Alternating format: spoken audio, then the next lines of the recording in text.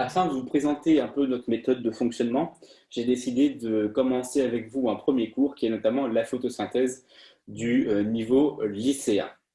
D'accord? Alors, la photosynthèse, c'est notamment le mécanisme qui va permettre chez les plantes et chez certains organismes qui sont dits chlorophylliens, notamment de produire de l'énergie.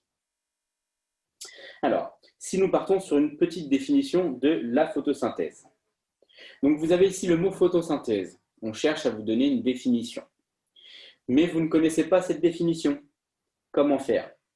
Il est important, que ce soit en SVT ou dans d'autres matières, de décomposer le mot. Vous avez d'un côté le mot synthèse, qui signifie donc création, et de l'autre, le mot photo. Alors, je vous rassure, les plantes ne font pas encore de la photographie. Mais photo comme lumière, voire notamment soleil. On peut donc imaginer que les plantes fassent de la lumière, ce qui est totalement improbable. Mais par contre, elles vont utiliser cette lumière. En effet, puisque la photosynthèse, c'est un processus par lequel les végétaux de couleur verte, plus précisément, vont notamment synthétiser leur matière organique. Donc par matière organique, nous verrons bien sûr les glucides et les lipides, grâce notamment à l'énergie lumineuse provenant plus précisément du soleil. Elles vont également consommer du dioxyde de carbone, du CO2, et rejeter de l'O2, contrairement à l'homme, qui lui va absorber cette O2 et rejeter du CO2 qui pourra être absorbé par la plante. On va donc retrouver des échanges en continu. Alors, commençons par une petite introduction. Donc, que ce soit l'homme, l'animal ou encore la plante, ce sont notamment des êtres vivants qui sont composés majoritairement d'eau et bien sûr de matière organique. Les deux éléments sont notamment indispensables à notre survie. Mais cette matière organique, qu'est-ce que c'est? D'où vient-elle? Comment la produit-elle? Eh bien, c'est très simple. Dans le cas notamment des animaux ou même notamment de l'homme, ces derniers vont notamment prélever leur matière organique dans leur environnement, en mangeant par exemple. Ils sont donc dits hétérotrophes puisqu'ils ne la produisent pas eux-mêmes. Contrairement aux plantes, qui elles vont être capables de se développer dans un milieu en l'absence de matière organique, qui vont donc être capables de produire leur propre matière organique et qui sont dits notamment autotrophes, tout simplement. Alors, comment mettre en évidence la production de matière organique? Alors, déjà, voyons la matière organique. Lors de la photosynthèse, de la matière organique est produite. Mais qu'est-ce que la matière organique? Cette matière organique va être très riche notamment en azote, en carbone, en hydrogène ou encore en oxygène. On peut la retrouver sous la forme de glucides, qu'on appelle aussi notamment des sucres, comme le glucose, de composition C6H12O6, 6 carbone, 12 hydrogène et 6 oxygène. Et ensuite, nous retrouvons les lipides, donc des acides gras, tels que le cholestérol, bien connu notamment chez l'homme. Quoi qu'il en soit, cette matière organique est caractéristique du vivant, donc le vivant est caractérisé par cette matière organique, qui n'existe pas dans le cas de la matière morte. Alors, pour mettre en évidence cette matière organique, c'est très simple. Vous avez un côté une plante à l'obscurité, de l'autre, la plante est à la lumière. On va tout d'abord effectuer une déshydratation. Alors, pourquoi on déshydrate? Pour la simple et bonne raison qu'une plante à la lumière et à l'obscurité n'ont pas les mêmes capacités d'absorber ou de relâcher de l'eau. Leur poids sera donc influencé par le poids de l'eau, ce que l'on ne veut pas. On va donc les déshydrater à l'aide d'une étuve à 100 degrés Celsius. D'un côté, les feuilles à l'obscurité, de l'autre, les feuilles à la lumière. Alors, qu'est-ce qu'on remarquera? On remarquera notamment, après déshydratation, que le poids sec, notamment des feuilles qui étaient éclairées, est supérieur à celui notamment des feuilles qui étaient à l'obscurité. Cela peut notamment s'expliquer par la production de matière, notamment cette fameuse matière organique. Mais cette matière organique, c'est quoi? Comment on la retrouve? Sous quelle forme elle existe?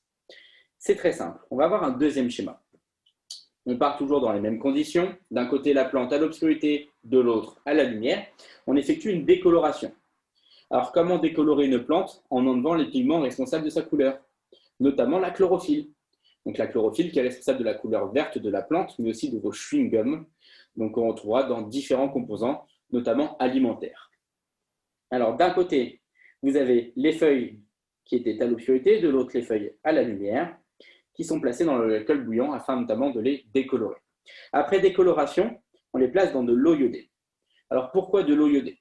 Tout simplement puisque l'iode est un réactif spécifique notamment à un type de glucide qui est notamment l'amidon. On remarquera notamment que les feuilles à l'obscurité restent de couleur jaune, comme dans le cas de la décoloration, contrairement aux feuilles qui, elles, étaient à la lumière, qui deviennent de couleur bleue, voire noire. Il y a donc eu une réaction avec l'iode, cette réaction qui est due à la présence d'amidon. Qu'est-ce qu'on va pouvoir en conclure? On va donc pouvoir en conclure que les feuilles qui étaient présentes à la lumière ont donc produit de l'amidon. Cet amidon qui s'est donc produit grâce à la lumière, donc grâce à la photosynthèse, contrairement aux feuilles à l'obscurité, qui elles ne produisent pas d'amidon, d'où leur couleur, puisqu'elles étaient notamment en absence de lumière. Cet amidon, c'est quoi? Donc l'amidon, c'est notamment un sucre, qu'on appelle aussi notamment un glucide, mais qui est dit notamment complexe. On parle même de polysaccharides. Si on fait de la décomposition de mots, on retrouvera notamment poly, plusieurs, et saccharide. Donc saccharide notamment pour sucre, donc plusieurs sucres. Et c'est vrai puisque l'amidon constitue en fait une série de glucoses qui vont être attachés les uns aux autres afin de constituer notamment cette molécule énergétique, cette molécule de réserve énergétique qui va être capable de se déplacer dans les différents constituants de la plante. Alors cette molécule d'amidon, elle est assez complexe pour votre niveau, mais je tiens à vous montrer les différents glucoses. Vous avez le premier glucose, le second glucose, le troisième glucose, le quatrième, le cinquième, tout simplement. Vous verrez bien sûr sa composition dans les années futures. Alors, concernant les conditions qui sont nécessaires à cette photosynthèse. La première condition, on l'a vu grâce à cette expérience, c'est notamment la lumière. Mais comment bien mettre en évidence le rôle de la lumière? Pour cela, on va utiliser l'exemple de l'élodée. Donc l'élodée, c'est une plante aquatique qui est très caractéristique des utilisations en TP de SVT, notamment au collège. C'est un modèle. Alors, d'un côté, les feuilles étaient à l'obscurité, de l'autre à la lumière. Les deux sont placés dans de l'eau iodée. Eau iodée, je vous le rappelle, coloration bleue, due notamment à la présence d'amidon, donc réaction spécifique avec l'amidon. Dans le cas notamment des feuilles éclairées, même résultat que tout à l'heure, présence d'amidon, coloration bleue. Dans le cas des feuilles non éclairées, absence d'amidon, pas de coloration. Donc ensuite, nous allons faire une deuxième expérience. Cette fois-ci, on s'intéresse notamment à la localisation de cette coloration. Et cette coloration est localisée au niveau des chloroplastes. Alors, qu'est-ce que les chloroplastes? Alors, on va tout d'abord retrouver deux conclusions à cette expérience. D'un côté, on peut donc en conclure notamment que la photosynthèse et donc la production d'amidon est spécifique aux feuilles qui étaient éclairées, donc à la présence de lumière. De l'autre, on peut donc en conclure notamment que cette coloration est localisée au niveau des chloroplastes, ce qui témoigne de la présence notamment d'amidon au niveau de ces chloroplastes, qui sont en effet le lieu de la photosynthèse. Alors, concernant ces chloroplastes. Alors, qu'est-ce qu'un chloroplaste? Donc, les chloroplastes, ce sont des composants cellulaires qui sont délimités par des membranes. Donc, par en fait une sorte de peau. Mais comme ils sont délimités par des membranes, on les qualifie d'organismes, contrairement à d'autres composés cellulaires qui n'ont pas de membrane et qui ne sont donc pas qualifiés d'organismes. D'accord? Donc, ils sont caractéristiques des végétaux chlorophylliens, dus à la présence notamment de chlorophylle. La chlorophylle qui est notamment le pigment responsable de la couleur verte des plantes, avec deux types de chlorophylle notamment, la chlorophylle A et la chlorophylle B, mais vous retrouverez d'autres pigments dans votre futur cursus, notamment l'exanthophyle ou les caroténoïdes. Intéressons-nous un petit peu aux chloroplastes. D'un côté, vous allez retrouver l'arrivée de la lumière. La première partie à franchir, c'est notamment cette paroi en violet. Une fois que cette paroi et cette membrane franchie, vous arriverez notamment dans le cytosol. Une fois que vous êtes dans le cytosol, vous pouvez traverser les membranes du stroma pour arriver au sein du stroma. Alors, une fois que vous êtes dans le stroma, la lumière va rentrer notamment au niveau des thylakoïdes. Donc les thylakoïdes, qu'est-ce que c'est? Ce sont en fait des sortes de sacs aplatis. Ils vont être aplatis et empilés les uns au-dessus des autres. on parlera notamment de granums. Et ce sont ces granums qui vont être reliés notamment les uns aux autres par des thylakoïdes intergranaires. Et c'est au sein notamment de ces thylakoïdes que se déroulera la photosynthèse. Vous verrez plus tard qu'il y a notamment des intermédiaires énergétiques ainsi que le cycle de Kelvin, mais aussi l'importance du CO2, comme on le verra dans une prochaine slide. Vous aurez donc ensuite la production de sucre à partir de cette lumière et de CO2. On ne va pas aller plus loin, le cycle de Kelvin, vous le verrez notamment dans un cursus supérieur. Alors, quel est l'autre déterminant nécessaire à la photosynthèse? Alors, on va retrouver notamment le dioxyde de carbone qu'on appelle le CO2. D'accord? Donc CO2, une molécule de carbone, deux molécules d'oxygène. Donc on remarque notamment que lorsque les plantes sont présentes notamment dans une enceinte fermée et toutes les deux éclairées, on va remarquer une diminution notamment de la quantité de CO2, donc qui peut laisser supposer une possible consommation notamment par la plante de ce CO2. Alors, afin de mettre des images sur mes paroles, voici une petite expérience. D'un côté, des feuilles dans de la potasse, de l'autre, dans de l'eau riche en CO2. Ensuite, décoloration dans de l'alcool bouillant. Et ensuite, coloration notamment avec iode ou non. Donc, dans le cas des feuilles qui étaient présentes notamment dans l'eau riche en CO2, on retrouve donc notamment une couleur noire, voire bleu foncé, donc, qui est également le témoin de la présence d'amidon, donc réaction avec l'iode, comme tout à l'heure pour la lumière. Et dans le cas notamment des plantes qui étaient dans une eau, on va dire potasse, on observe notamment une absence de coloration qui est due à l'absence d'amidon, donc pas de photosynthèse. On peut donc se dire notamment que le CO2 qui était contenu notamment dans l'air va être utilisé notamment par la plante, notamment lors de la photosynthèse, afin de former sa matière organique et notamment l'utiliser sous forme de squelette organique. Alors, quand je parle de squelette de molécules organiques, pour m'exprimer, je vais vous montrer une partie de la molécule de glucose. Donc le glucose, c'est C6H12O6. On va donc retrouver 6 carbones. Je ne vais pas tous les faire, je vais en faire que 4. Mais vous voyez bien que les carbones proviennent de quelque part. Ils n'apparaissent pas de nulle part. Et bien, les carbones qui sont apportés par le CO2 viendront notamment former cette matière organique tout simplement. Alors, ensuite, le troisième déterminant, ce sont notamment les sels minéraux. Alors, je vous laisse ici avec la composition notamment d'un engrais. Alors, qu'est-ce qu'on peut remarquer dans cet engrais?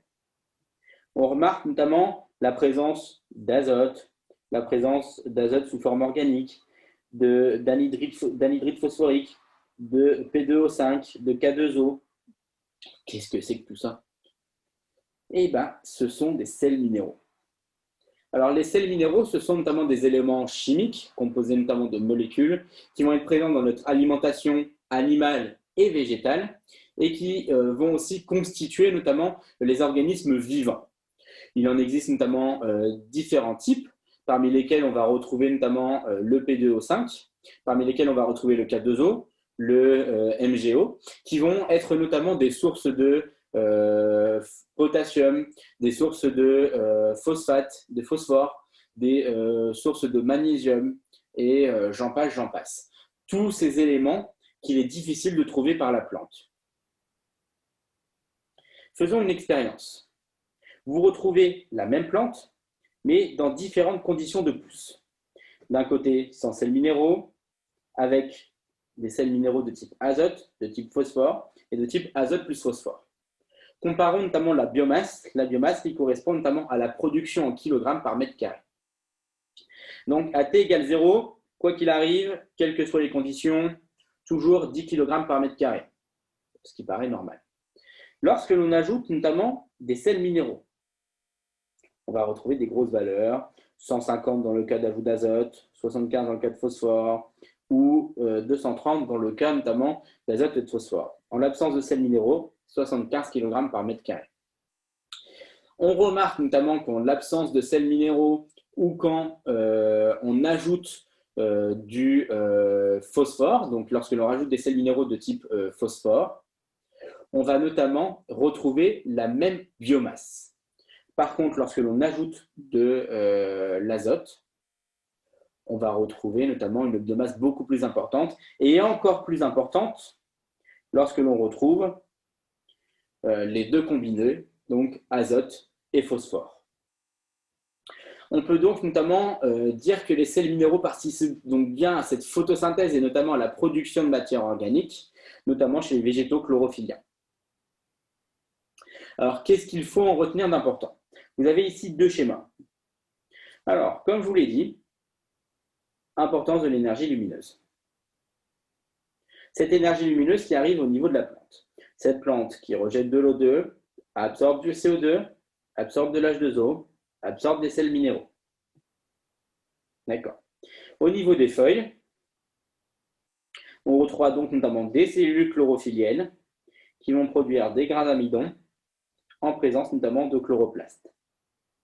Donc ce sont en fait à l'intérieur des chloroplastes que vont se dérouler la photosynthèse menant à la formation des grains d'amidon. Il est donc important de connaître l'équation de cette photosynthèse. Donc intervention de l'énergie lumineuse, de CO2 et d'eau.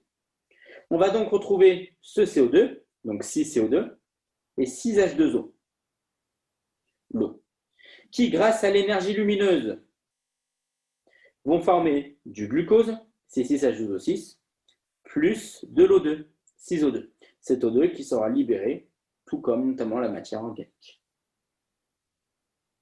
Nous venons d'arriver à la fin de notre premier cours. J'espère que cela vous a plu. N'hésitez pas à mettre vos petits retours en commentaire, ce qu'il faudrait améliorer, sur quel thème voudrez-vous les prochains cours, et puis n'hésitez pas à nous contacter.